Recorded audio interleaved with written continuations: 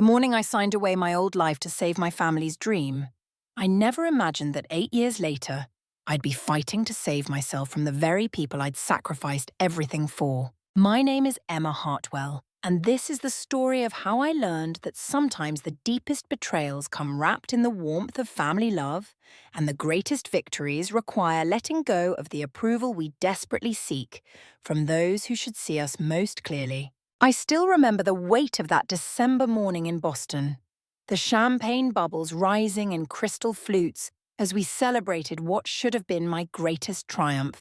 The private dining room at the Sterling House restaurant glowed with soft candlelight, and I watched as Michael Sterling, the lead investor from Apex Capital Partners, raised his glass with genuine enthusiasm. After 6 months of grueling negotiations, sleepless nights, and presentations that had pushed me to my limits, I had finally done it.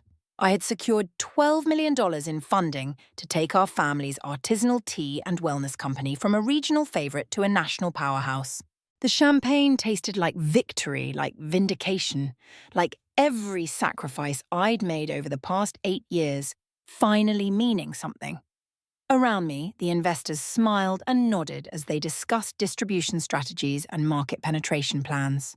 My parents, Robert and Catherine Hartwell, looked radiant in the golden light, their faces glowing with a pride I'd waited so long to see. For a moment, just a brief, shining moment, I felt like I'd finally proven myself worthy of their faith, their trust, their recognition. Sarah Chen, my former business school professor who had become both mentor and friend, caught my eye from across the table. She had been the one to introduce me to these investors, believing in my vision when even I sometimes doubted it. "I can't believe this is the same little shop I visited in Burlington all those years ago," she said, her voice warm with affection. "You've built something extraordinary here, Emma. From a failing storefront to a wellness empire. It's remarkable what you've achieved." I felt the glow of her words wash over me, validation from someone who understood the magnitude of what I'd accomplished. The other investors nodded in agreement, and I allowed myself to bask in the moment.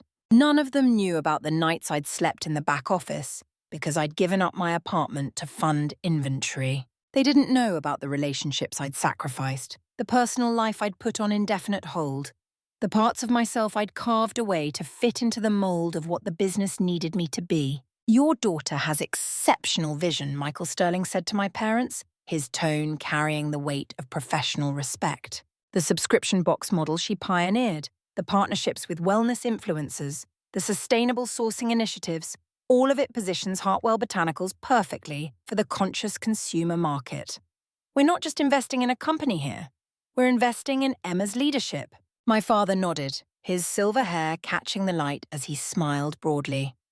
"When Catherine and I started this business 25 years ago in our garage, blending teas from my grandmother's recipes, we never imagined it could become what Emma has made it. She saved us, truly saved us, when we were months away from losing everything." My mother reached for her champagne, and I noticed the slight tremor in her hand, a tell I'd learned to recognize over years of family dinners and unspoken tensions. She smiled, but it didn't quite reach her eyes, and in that moment, I felt the familiar chill of premonition creep up my spine. Something was wrong. Something was about to shatter this perfect moment, and deep down, in the place where we store truths too painful to acknowledge, I think I already knew what it was. "Emma, darling," my mother said, her voice carrying that particular tone of false sweetness that had haunted my childhood. "This is all so wonderful, and you've done such a lovely job preparing everything for when Christopher returns from his sabbatical next month. He'll be so impressed with the foundation you've laid for him to build upon." The words hit me like ice water, freezing the warmth of accomplishment in my veins. Christopher, my younger brother, who had spent the last 18 months finding himself through an executive leadership program in Switzerland, funded by the profits I had generated, while sending exactly 3 emails asking how things were going with the family business. Christopher, who had worked a total of 6 weeks at the company in his entire life before declaring that he needed to gain experience elsewhere first. Christopher, the golden child, the only son, the natural heir to everything I had bled for. I felt Sarah stiffen beside me, her business acumen immediately recognizing the implications of my mother's words. The investors too seemed to shift in their seats, a subtle recalibration of energy that I recognized from my years of reading rooms and managing perceptions. Michael Sterling's expression, previously warm and congratulatory, became carefully neutral as he set down his champagne flute. "Christopher?" he asked, his tone deceptively casual. "I don't believe we've discussed his role in the company's future structure." My mother's smile brightened, oblivious to, or perhaps simply unconcerned with the tension she had created. "Oh yes, Christopher has just completed his executive MBA at Kellerton. Top of his class, of course. He's been studying international business development, which will be perfect for the expansion. Emma has done wonderfully with the day-to-day operations, but Christopher has the strategic vision for this next phase." I kept my expression carefully composed, a skill I'd perfected over years of swallowing disappointments and postponing my own reactions for the sake of family harmony. Inside, though, I felt something crack, a fissure in the foundation I'd built my entire adult life upon. 8 years. 8 years of 18-hour days, of choosing the business over everything else, of pouring every ounce of creativity and strategy and sheer determination into transforming my parents' failing dream into a thriving reality. And still, I was just the placeholder, keeping the throne warm for the rightful heir. Michael Sterling leaned back in his chair, his fingers steepled as he studied my parents with the calculating gaze of someone who had just discovered a significant variable in an equation they thought they'd solved. "Mrs. Hartwell," he said slowly, "our investment terms are quite specific. They're based on Emma's continued leadership and the strategic vision she's outlined. Any significant changes to the management structure would require renegotiation." My father shifted uncomfortably, his earlier effusiveness dimming as he began to grasp the implications of my mother's premature announcement. Of course," he said quickly, his voice taking on the placating tone I remembered from countless family disputes. "Nothing is set in stone. We're just excited to have both our children involved in the family legacy. Emma has built something incredible here, and we're grateful for everything she's done. Everything she's done."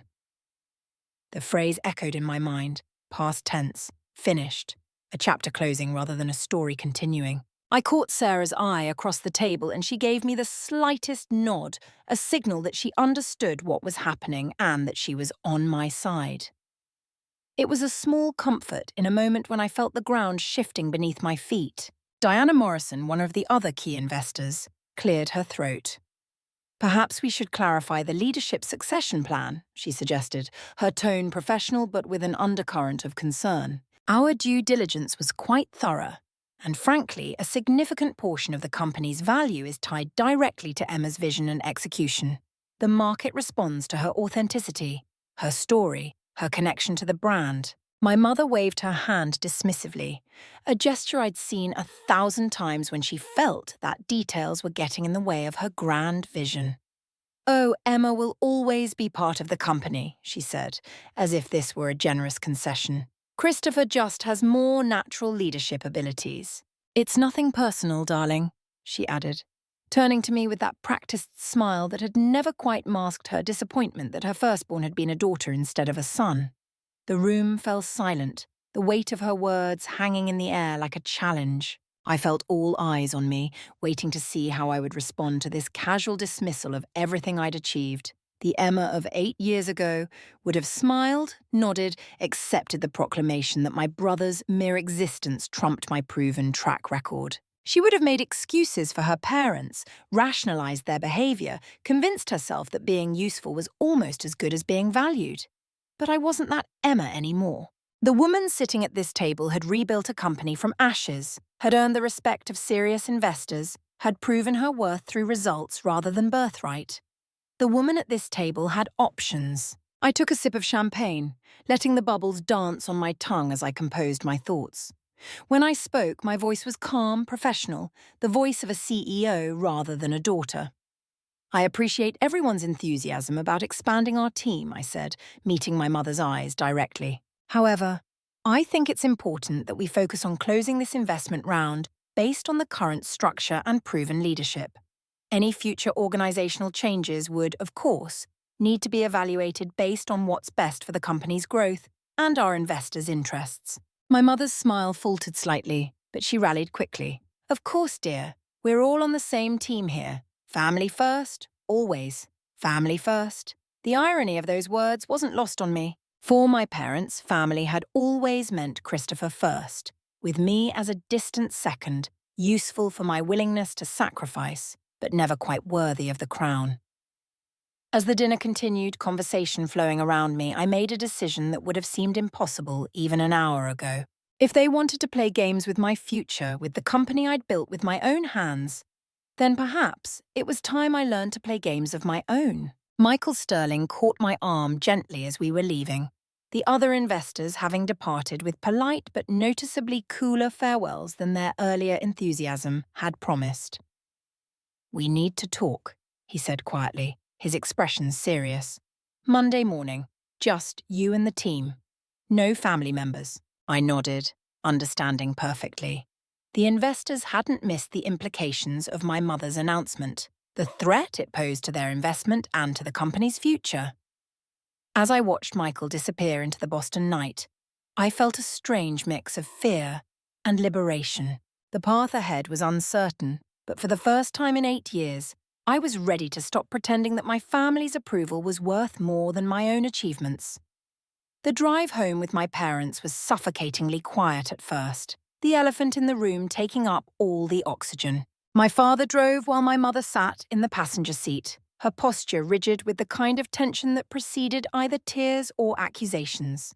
I sat in the back, watching the city lights blur past, each one a reminder of the life I'd put on hold for the sake of family loyalty. Finally, my mother broke the silence. "I don't understand why you had to be so difficult, Emma," she said, not turning to look at me. "We've always planned for Christopher to take over eventually." "You knew this?" "Did I?" I asked, my voice steady despite the years of hurt threatening to overflow. "Because I don't recall anyone mentioning that plan when I was working 20-hour days to save the company.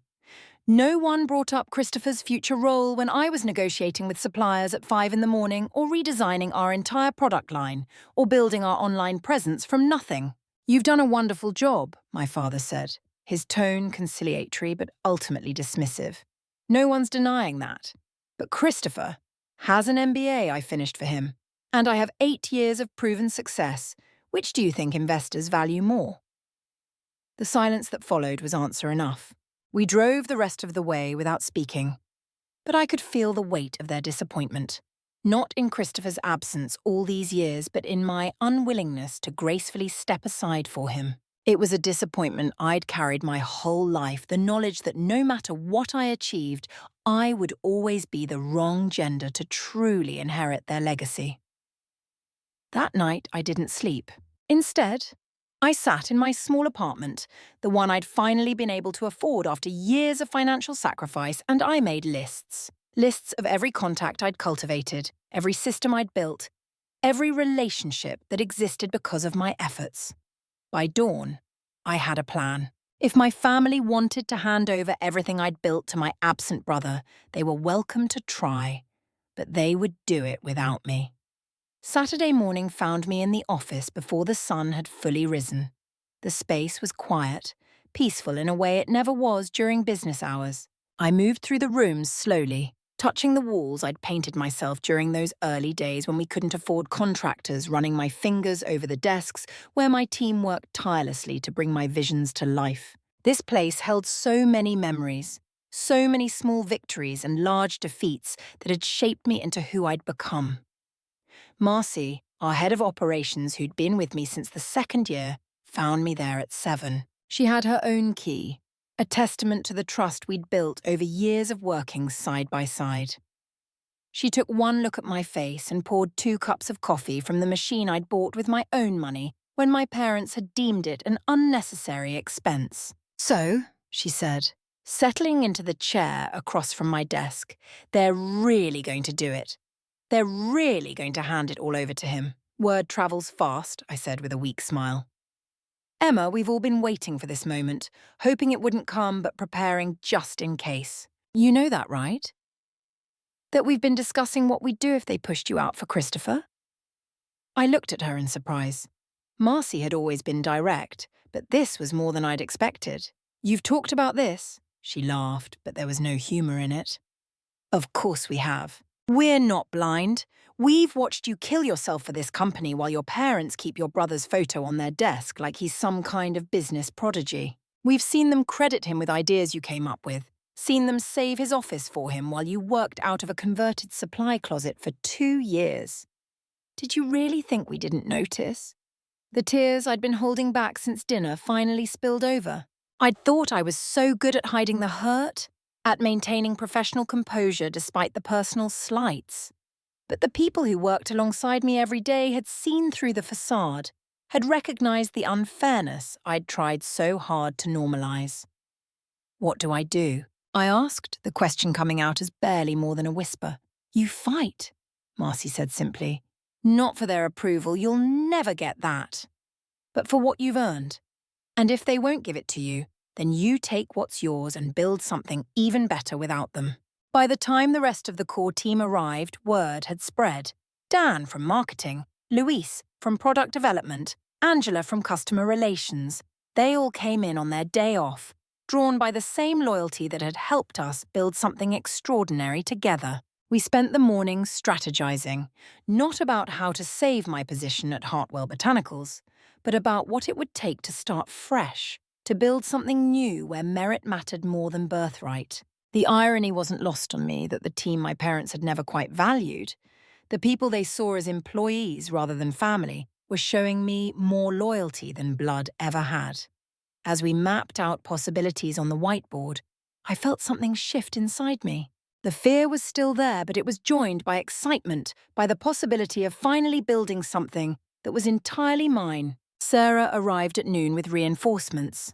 2 lawyers who specialized in corporate structure and a venture capitalist friend who had been looking for new opportunities. I hadn't asked her to come, but she'd known I would need her, the way true mentors always seem to know when their protégés are at crucial turning points.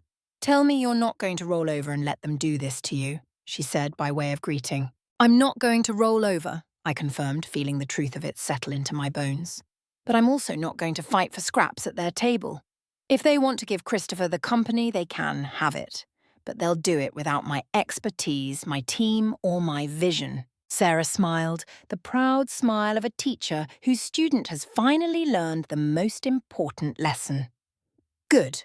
Now let's talk about what you're going to build next." The weekend passed in a blur of planning and phone calls. By Sunday night, I had a framework for a new company, tentative commitments from key team members to join me, and most importantly, a meeting scheduled with Michael Sterling and the investment team for Monday morning, before my parents or Christopher would arrive at the office. I also had 17 missed calls from my mother and a series of increasingly frantic texts from my father. Christopher had apparently landed and was eager to discuss his vision for the company. They wanted a family meeting Sunday evening to ensure everyone was aligned before he officially started on Monday. I sent back a single response. "I'll see you at the office Monday morning. We have much to discuss." That night, I finally slept, exhausted but oddly at peace. The little girl who had spent her life trying to earn her parents' approval was finally ready to let go. The woman who would walk into that office Monday morning was someone new. Someone who understood that the only approval that truly mattered was her own. The storm was coming, but for the first time in my life, I was ready to weather it on my own terms. Monday would bring confrontation, disappointment, and probably the end of my relationship with my family as I knew it. But it would also bring freedom, possibility, and the chance to build something that no one could ever take away from me. As I drifted off to sleep, I thought about the 18-year-old girl who had watched her parents struggle with their failing business, who had made the decision to give up her own dreams to save theirs. I wished I could tell her that it would all work out differently than she imagined, that the salvation she offered would never be enough to earn what she truly sought, but maybe she needed to take this journey, to learn these hard lessons, to become the woman who was finally ready to save herself. Monday morning arrived with the kind of crisp clarity that only comes in early winter. The sky a brilliant blue that seemed to mock the storm brewing in my professional life. I dressed carefully, choosing the navy suit I'd worn to my first investor meeting, the one that made me feel powerful and capable. Today would require all the strength I could muster, and I needed every advantage, even if it was just the confidence that comes from wearing armor in the form of well-tailored clothing. I arrived at the office at 7, 2 hours before my parents typically showed up, 90 minutes before Christopher had said he would make his grand entrance. The building was already humming with activity, my core team having arrived even earlier. There was an energy in the air, electric and anticipatory, like the moments before a thunderstorm breaks. "Emma," Marcy called from the conference room where she was setting up materials. "They're here. Michael and the full investment team. They came in through the back entrance as you requested."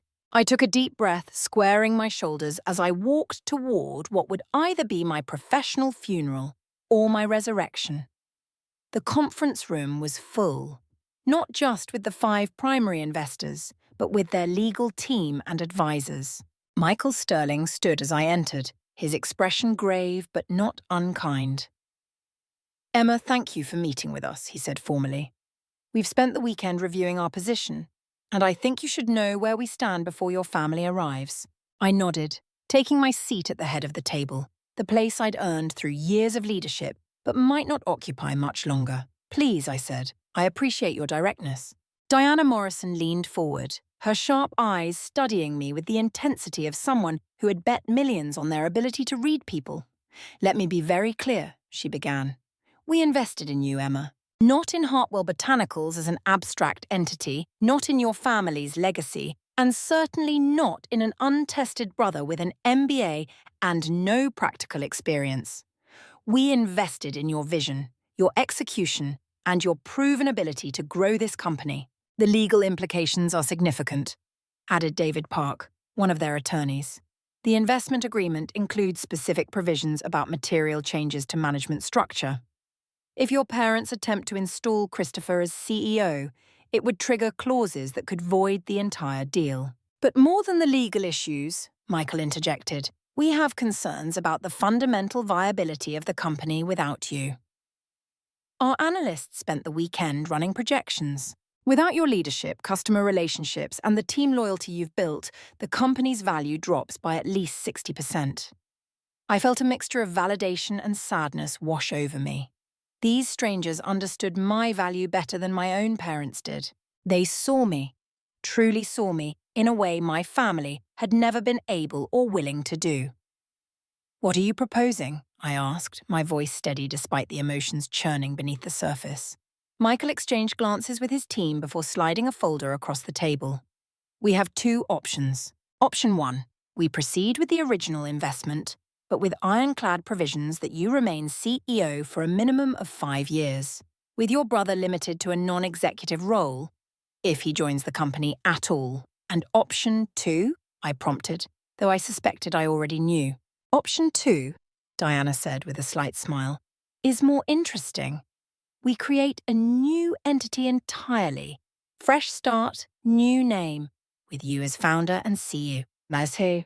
We're prepared to increase our investment to $15 million for a company where you have full control, no family interference, and the ability to build the team you choose."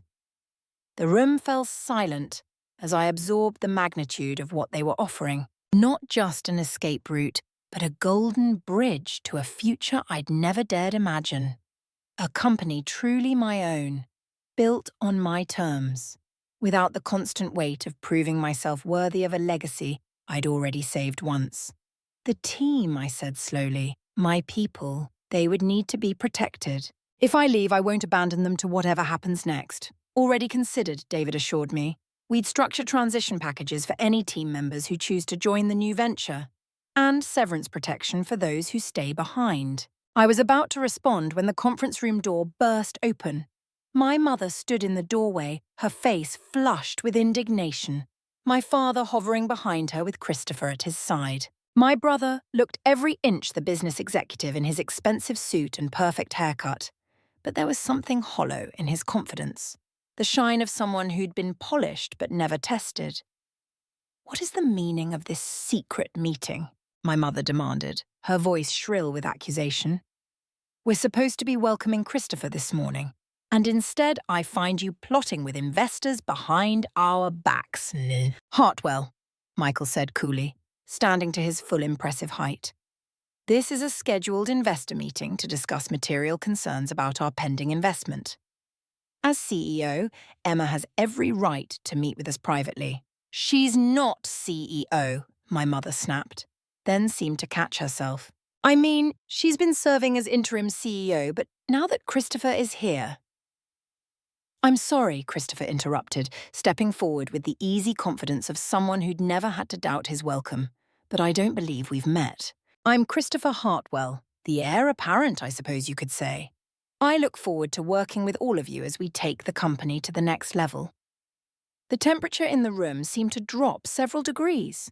Diana Morrison's expression could have frozen hellfire as she studied my brother with the calculating gaze of a predator, evaluating prey. Heir apparent, she repeated, her tone making the words sound absurd. Based on what qualifications exactly? Christopher's smile faltered slightly. Well, I have an MBA from Kellerton, 2 years of consulting experience with Morrison Blake, and of course I'm a Hartwell. This is our family business. I see, Diana said. And how many hours have you worked in this family business? The question hung in the air like a blade. Christopher glanced at our parents, clearly expecting them to intervene, but even they couldn't spin his absence into presence. I've been gaining valuable external experience, he said defensively, learning best practices that I can bring back to modernize our operations. Modernize? I couldn't help the laugh that escaped me, bitter and sharp. Christopher, do you even know what our current operations look like? Can you name our top 5 products? Our 3 biggest retail partners? The conversion rate on our subscription service? His silence was answer enough. Those aren't really a CEO-level concerns, my mother interjected, trying to salvage the situation. Christopher will focus on strategy and vision. The details can be handled by others. With respect, Michael said, his patience clearly wearing thin, the details are the strategy in a company this size. Emma hasn't just been handling operations. She's been the visionary who transformed a failing local shop into a nationally recognized brand. That's not interim work. That's foundational leadership. We appreciate everything Emma has done, my father said, his tone aiming for reasonable but landing on condescending. But family businesses need family leadership. Christopher understands our values, our traditions. Your traditions nearly bankrupted you, I said quietly, finally finding my voice. Your values included taking out a second mortgage rather than modernizing your inventory system. If I hadn't walked away from my career to save this company, there would be no family business for Christopher to inherit. The room erupted. My mother accused me of being ungrateful, selfish, unwilling to recognize my place. My father tried to mediate while simultaneously reinforcing that Christopher had always been the plan. Christopher himself seemed bewildered that anyone would question his divine right to leadership he hadn't earned. Through it all, the investors watched with expressions ranging from disgust to calculation. Finally, Michael Sterling held up his hand for silence. Enough, he said, his authority filling the room. Hartwell family, you have a choice to make. Option 1, honor Emma's leadership and the terms of our investment. Option 2, proceed with your succession plan without our $15 million and, I suspect, without the team that actually runs this company. As if on cue, the conference room door opened again. Marcy entered, followed by Dan, Luis, Angela, and at least a dozen other key employees. They arranged themselves along the wall, a silent but powerful statement of where their loyalty lay. If Emma goes, we go, Marcy said simply. All of us. My mother's face went white. You can't be serious? You would abandon the company that employs you for what? For the leader who actually built it, Dan said. For the person who knows our names, our strengths, our families. For the CEO who earned our respect instead of expecting it as a birthright. I looked around the room at these people who had become my true family, who saw my worth, not in spite of my gender, but because of my capabilities. The decision, when it came, was surprisingly easy. Mum, Dad, Christopher, I said, standing to face them. You have 2 documents in front of you. Sign the first, and I'll stay as CEO with full autonomy. Sign the second, and I'll take the investor's offer to start fresh. Either way, the company you nearly lost will survive. The only question is whether it will do so with or without me. The silence stretched out, heavy with the weight of irrevocable choices. I watched my parents' faces cycle through emotions. Shock, anger, disbelief, and finally, a dawning recognition that their carefully constructed plans were crumbling. Christopher, for his part, looked like a man who'd shown up to collect a prize, only to discover the competition wasn't over and he'd never actually entered. "This is blackmail," my mother hissed, her perfectly manicured nails digging into the conference table. "You're threatening your own family." "No," I corrected her, my voice steady with a calm I didn't entirely feel. "I'm finally setting boundaries. For 8 years, I've accepted being treated as a placeholder while you waited for Christopher to be ready. I've built this company with my bare hands while you kept his nameplate on an empty office door. That ends today." "Emma, please," my father tried, his voice taking on the wheedling tone he used when he wanted someone to be reasonable, which in our family had always meant accepting less than you deserved. "Think about what you're doing. This is our legacy, all of our legacy." "Exactly," I agreed, "which is why it should be led by the person who actually saved it." The standoff might have continued indefinitely, but Christopher, in a moment of spectacular misjudgment, decided to assert himself. "Look, Emma," he said, his tone attempting brotherly concern but landing on patronizing. "I understand you're upset, you've worked hard, and no one's denying that. But let's be honest here. You've taken the company as far as you can. It needs someone with fresh perspectives and actual business education to reach the next level." The temperature in the room, already chilly, dropped to Arctic levels. Even our parents winced at his words, recognizing too late that their golden child had just revealed the hollow core beneath his polished exterior. "Actual business education," I repeated, letting each word fall like a stone into still water. "Tell me, Christopher, in all your education, did they teach you how to negotiate with suppliers at 5 in the morning? Because that's the only time they'd take calls from a failing company? Did your professors explain how to choose between making payroll and paying rent? Did your case studies cover sleeping in the office for 3 months because you'd given up your apartment to buy inventory?" I stepped closer to him, years of suppressed frustration finally finding voice. "Did your MBA teach you how to rebuild customer trust after years of inconsistent quality? How to convince employees to stay when you can't afford to pay them what they're worth? How to transform a dying local shop into a company worth $15 million to these investors?" He had no answer, of course. How could he? He'd been absent for every hard decision, every sacrifice, every small victory that had built the foundation he now wanted to stand on. Michael Sterling cleared his throat, drawing attention back to the business at hand. "The Hartwell family, you have 10 minutes to make your decision. After that, our offer expires and we'll pursue other opportunities." 10 minutes. After 8 years of blood, sweat, and dedication, my fate would be decided in 10 minutes. But as I looked around the room at my chosen family, the team that had stood by me, the investors who saw my worth, I realized my fate had already been decided. Not by them, but by me. The moment I'd chosen to stop seeking approval that would never come. My parents huddled with Christopher in the corner, whispering frantically. I could see the calculations in their faces, the dawning realization that their carefully preserved family hierarchy was crumbling against the immovable force of financial reality. Without the investment, the company would struggle to maintain its current growth, let alone expand. Without me and my team, it would likely collapse within a year. The 10 minutes felt like hours, but finally my father approached the table. His shoulders were slumped, defeat written in every line of his body. "We'll sign the first agreement," he said quietly. "Emma remains as CEO." "With full autonomy," Diana Morrison clarified, her voice brooking no argument. "No interference, no undermining, no surprise succession plans. Emma runs the company as she sees fit." My mother's lips were pressed into a thin line of disapproval, but she nodded.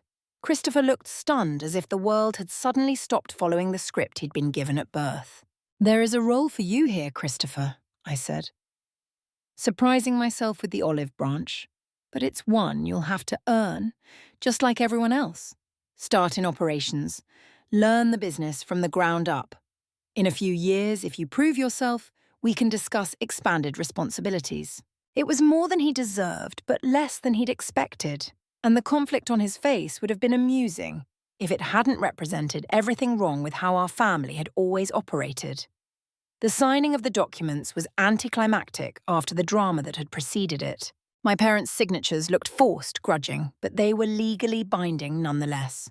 The investment would proceed, the company would grow, and I would lead it without looking over my shoulder for the shadow of the heir apparent. As the investors filed out, each shaking my hand with renewed confidence, Michael lingered.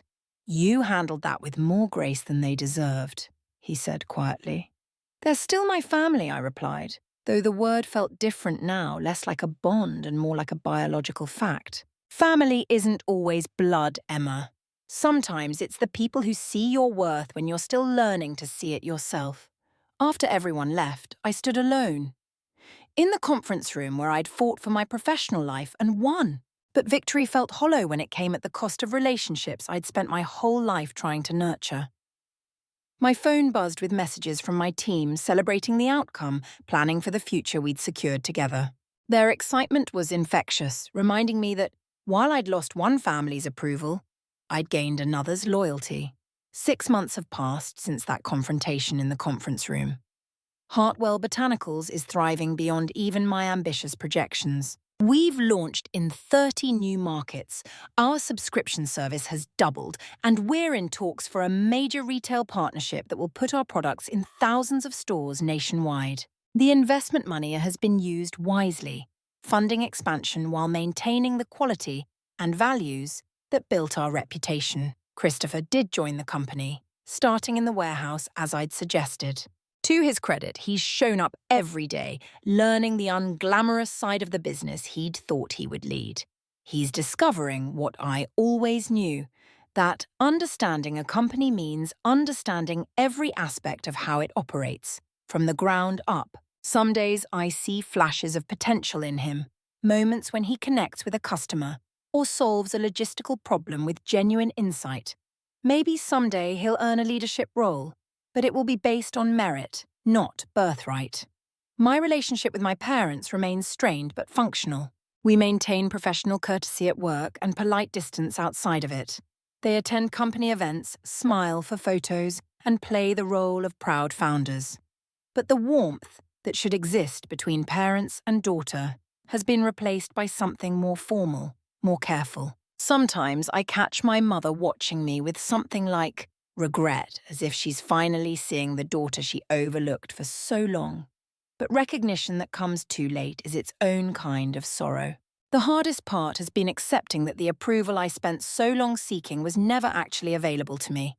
Not because I wasn't good enough, but because I wasn't the right gender, the right birth order, the right fit for their predetermined plans. That realization freed me in ways I'm still discovering. I make decisions now based on what's best for the company and the people who depend on it, not on what might finally earn my parents' pride. My chosen family, the team that stood with me that Monday morning, has become the foundation of both my professional and personal life. We've built something extraordinary together, something that no amount of family politics can tarnish. Marcy is now my Chief Operating Officer, a title that recognizes what she's always been, my partner in building this dream. The others have grown into leadership roles they've earned through dedication and skill, creating a company culture based on merit and mutual respect. Last week, I received a call from another family-owned business, a daughter struggling with similar dynamics, seeking advice on how to navigate the intersection of family and business when they seem perpetually at odds. I told her what I wish someone had told me earlier, that sometimes the greatest act of family loyalty is refusing to enable dysfunction, that building something valuable doesn't guarantee you'll be valued for building it, that the approval that matters most is the one you give yourself when you look in the mirror and see someone who refused to accept less than she deserved. The view from my office window is the same as it was 8 years ago, when I first walked into the failing family business, ready to sacrifice everything to save it. The city skyline hasn't changed, but everything else has. The woman sitting in the CEO chair is no longer the girl desperate for recognition, willing to dim her own light to avoid outshining the sun who wasn't there. She's someone who learned that family isn't always defined by blood, that loyalty must be reciprocal to be meaningful, and that sometimes the hardest battles are fought not with strangers, but with the people who should be in your corner. Some days, I imagine an alternate universe where my parents saw my worth from the beginning, where merit mattered more than tradition, where Christopher and I could have been partners instead of rivals in a competition I never wanted to enter. But that's not the universe I live in, and I've made peace with that. The life I've built, the company I've grown, the relationships I've fostered, they're all mine in a way they never could have been if I'd remained the dutiful daughter waiting for permission to lead. The irony is that by trying to take away what I'd earned, my parents inadvertently gave me something more valuable, the knowledge that I didn't need their approval to succeed. The investors who believed in me, the team that stood by me, the customers who trust our brand. They're all testament to what happens when you stop trying to prove yourself to people who refuse to see you and start building something with people who do. As I prepare for our next board meeting, reviewing expansion plans and financial projections, I think about the journey that brought me here. Every sacrifice, every sleepless night, every moment of doubt, they all led to this. A company thriving under my leadership, a team that feels like family, and most importantly, a sense of self-worth that isn't dependent on anyone else's validation. My name is Emma Hartwell, and I am the CEO of Hartwell Botanicals. Not because I was chosen, but because I chose myself. Not because it was given to me, but because I earned it, and that makes all the difference.